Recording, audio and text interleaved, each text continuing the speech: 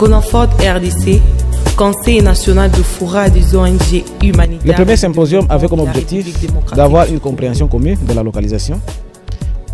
Et cela s'est traduit par une définition acceptée par tous, donc une définition commune de tous les acteurs sur la localisation. Et elle a défini les piliers sur lesquels devrait s'appuyer la localisation. Ça, c'était la grande conclusion du premier symposium. Alors, le deuxième symposium, sa particularité, c'est de mettre en place les structures de mise en œuvre de la localisation, qui partent des piliers identifiés et de la définition collective. Par rapport aux besoins des communautés, vous savez que les premiers besoins des communautés, c'est la paix.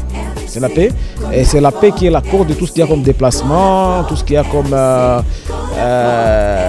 crise humanitaire à l'Est. Et donc, le premier besoin, c'est la paix. Le deuxième besoin, c'est en fait les abris. Il y a des gens qui se sont déplacés, il faut qu'ils retrouvent des abris. Il faut qu'ils soient nourris. Il faut qu'ils soient soignés. Donc, les besoins sont multiples. C'est une polycrise, comme on a dit hier. C'est une polycrise qui regroupe, qui rencontre plusieurs besoins.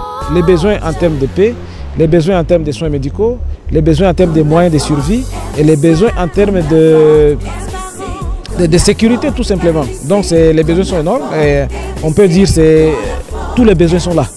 Il faut les combler. En tout cas, moi je suis particulièrement très flattée parce que c'est vraiment, on peut dire, du nouveau dans le monde humanitaire et que des organisations nationales se réunissent et dans une plateforme et s'organisent.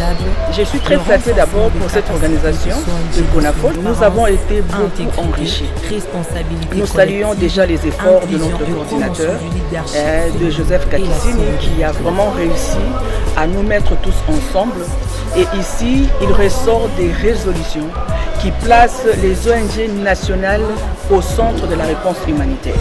Nous sommes très flattés parce que jadis, déjà pour participer aux réunions au niveau de l'équipe humanitaire pays, c'était, je crois, impossible. C'était vraiment impossible, mais aujourd'hui, nous avons 6 représentants à l'équipe humanitaire pays, là où se prennent toutes les décisions. Nous sommes très flattés et très honorés.